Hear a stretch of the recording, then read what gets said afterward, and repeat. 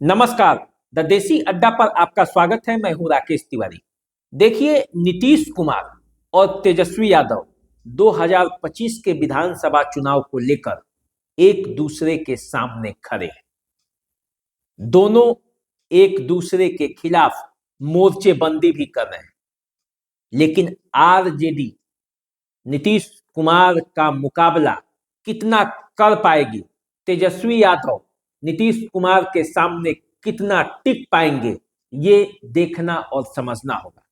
क्योंकि 5 कारण ऐसे हैं जो तेजस्वी यादव को 2025 के विधानसभा चुनाव में सफलता मिलने में सबसे बड़े बाधक बने हुए हैं। 5 कारण है जिस वजह से तेजस्वी यादव मुख्यमंत्री की कुर्सी तक पहुंचते पहुंचते रह जाएंगे। सूत्रों की माने तो तेजस्वी यादव इस बार किसी भी कीमत पर बिहार के मुख्यमंत्री की कुर्सी तक पहुंचना चाहते हैं, मगर परिस्थितियां ऐसी हैं और नीतीश कुमार का दाव पेच ऐसा है कि तेजस्वी यादव के लिए ये सोचना और समझना बड़ा मुश्किल पड़ रहा है। देखिए, तेजस्वी यादव मुख्यमंत्री की कुर्सी तक पहुंच सकते हैं बशर्ते वे इन 5 कारणों को दूर कर लें। अब ये इन 5 कारणों को कितना दूर कर पाएंगे, ये देखने और समझने की बात है।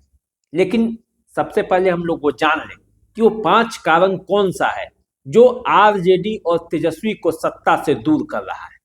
देखिए, सबसे पहला कारण है कि आरजेडी का जो माई समीकरण है उसमें छेद हो चुका है। मुस्लिम और यादव जो कॉम्बिनेशन था बिहार की राजनीति में 90 के दशक से आरजेडी को जो मजबूती प्रदान कर रहा था, उसमें अब वो ताकत रही नहीं कि आरजेडी को उतनी मजबूती के साथ वो सत्ता में वापस ला सके। देखिए, इसके कई कारण हैं। इसके कारण ये है कि जितने मजबूती के साथ मुस्लिम और यादव खड़े थे बिहार की राजनीति में, उतनी मजबूती के साथ अब नहीं है। अब क्यों नहीं है, तो इसके पीछे तर्क ये है कि जिस अनुपात में मुस्लिमों का समर्थन आरजेडी के साथ रहता था, उस अनुपात में उनकी भागीदारी धीरे धीरे कम होती गई और अब परिस्थिति ऐसा है कि 2014 के बाद आरजेडी भी कई बार प्रयास तो किया, लेकिन अब वो भी मुस्लिम को उतना टिकट नहीं दे पाता और इसी का लाभ कई पार्टियां उठाती भी हैं। तो न आरजेडी मुस्लिमों का साथ दे रहा है और न अन्य पार्टियां। तो ऐसी परिस्थिति में मुस्लिम जो है वो अपने आप को ठगा महसूस कर रहे हैं, क्योंकि 18% आबादी उनकी भी है और जो मुस्लिम सबसे ज्यादा आरजेडी को वोट देते आए हैं, यदि उसमें भी उसे उपेक्षा के नजर से देखा जाएगा, उपेक्षा होगी उनकी, तो निश्चित रूप से मुस्लिम समीकरण दरकेगा। अब देखिए, जो अभी उपचुनाव हो रहा था उसमें बेलागंज में क्या हुआ। बेलागंज में मुस्लिम माई समीकरण जो है वो दरक गया। फिर रामगढ़ में क्या हुआ, रामगढ़ में भी यादव मुस्लिम साथ तो रहे, लेकिन वे आरजेडी के साथ नहीं थे, वे बीएसपी के साथ चले गए थे। तो कहीं ना कहीं से आरजेडी कमजोर हुआ है मुस्लिमों के पर पकड़ के मामले में।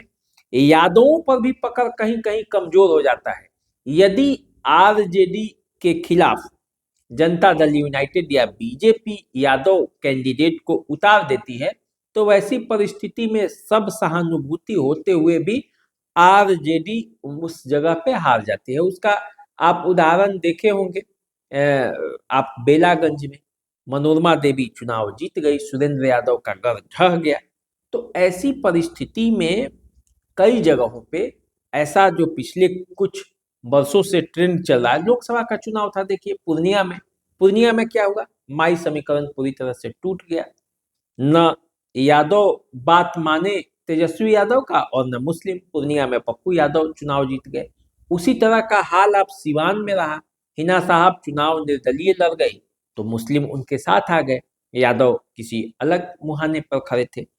विधानसभा चुनाव में भी बीजेपी जनता दल यूनाइटेड इस मोर्चे पर काम कर रहा है और माई समीकरण में जो छेद हुआ है उसका दुष्परिणाम आरजेडी को झेलना पड़ सकता है। तो इसीलिए उसको सबसे पहले अपने माई समीकरण को देखना पड़ेगा, उसको ठीक करना पड़ेगा, जो छेद हुआ है उसको रफू करना पड़ेगा, तब जाकर आरजेडी को मुनाफा हो सकता है।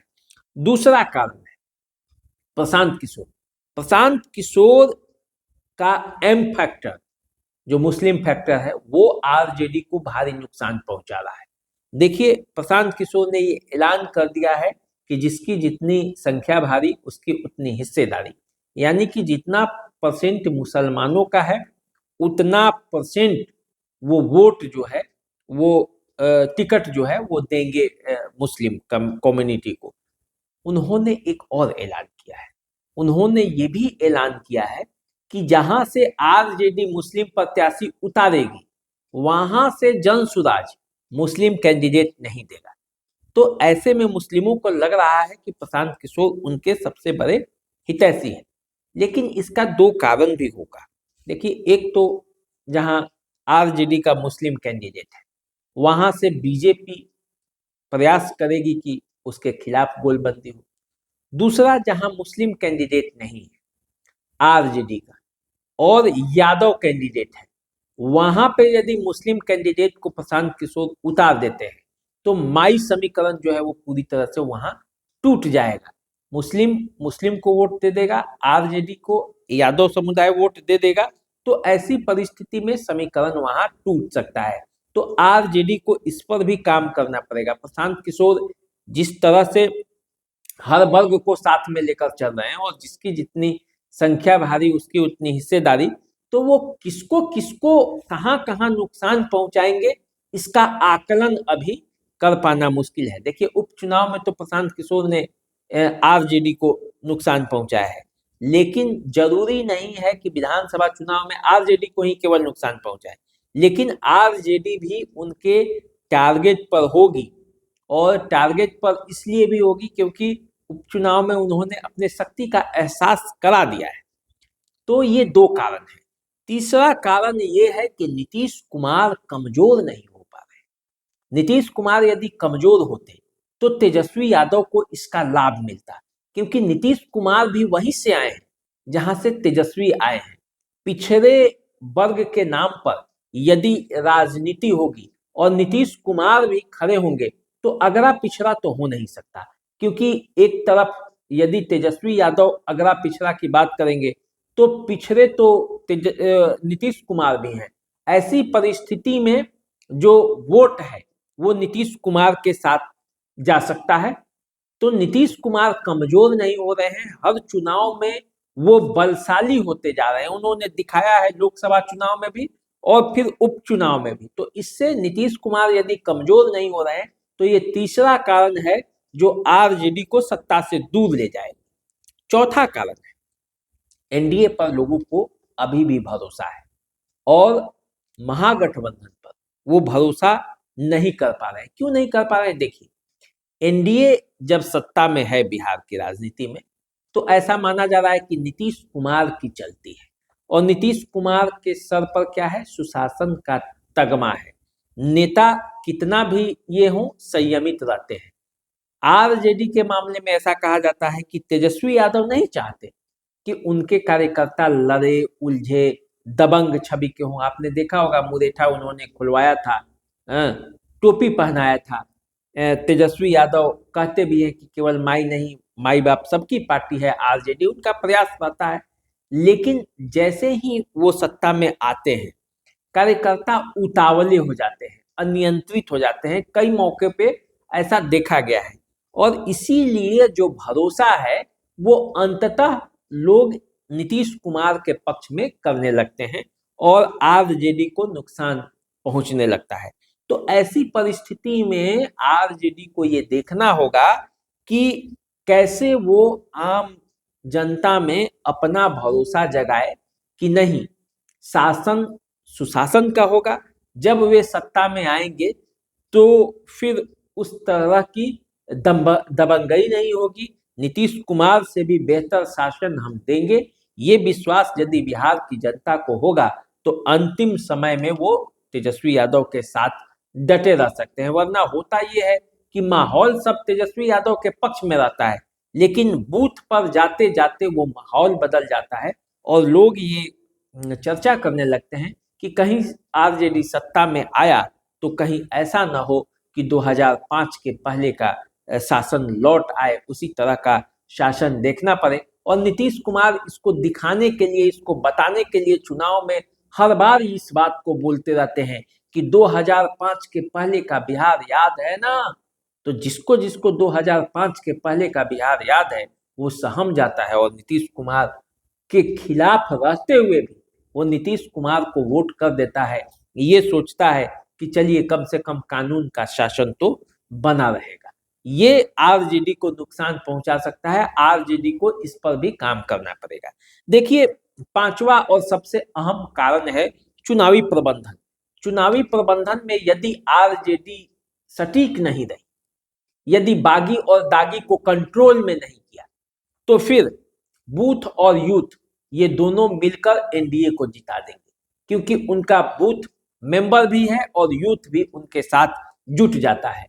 तो जब बूथ और यूथ जुटेगा तो बागी और दागी का पल्ला साफ कर देगा, क्योंकि आरजेडी के कई बागी प्रत्याशी भी उसके खेल खराब करते हैं। हालांकि खेल तो बागी सबका खराब करेंगे, लेकिन जिसका चुनावी प्रबंधन मजबूत है वो किसी न किसी तरह से वो प्रबंध कर लेता है। और आप जानते हैं सत्ता में एनडीए है, चुनावी रणनीति में माहिर है, हर तरह से उसके पास साधन और संसाधन अभी मौजूद है। तो ऐसी परिस्थिति में तेजस्वी यादव को ये सोचना होगा कि आरजेडी वो कौन सा फॉर्मूला लेकर आए कि बिहार की राजनीति में लोगों को उसके प्रति विश्वास हो, उसके प्रति विश्वास जमे, जो उसका पुराना समीकरण है वो उसके साथ बना रहे और नया समीकरण उसके साथ जुड़ जाए। तभी वो बिहार की राजनीति में 2025 में मुख्यमंत्री बनने का सोच सकते हैं। तो तेजस्वी यादव को अगर बिहार के मुख्यमंत्री की कुर्सी तक जाना है तो इन 5 कारणों पर ध्यान देना पड़ेगा। इन 5 कारणों पर आरजेडी को अपने पक्ष में करना पड़ेगा, तभी बिहार की राजनीति में तेजस्वी यादव मुख्यमंत्री की कुर्सी तक पहुंच सकते हैं। तो चलिए, आपका इस पर क्या विचार है वो भी कमेंट के माध्यम से मैं बताएं। चैनल को सब्सक्राइब कर लीजिए, फेसबुक इंस्टाग्राम पे हमें फॉलो कीजिए। अभी दीजिए इजाजत, नमस्कार।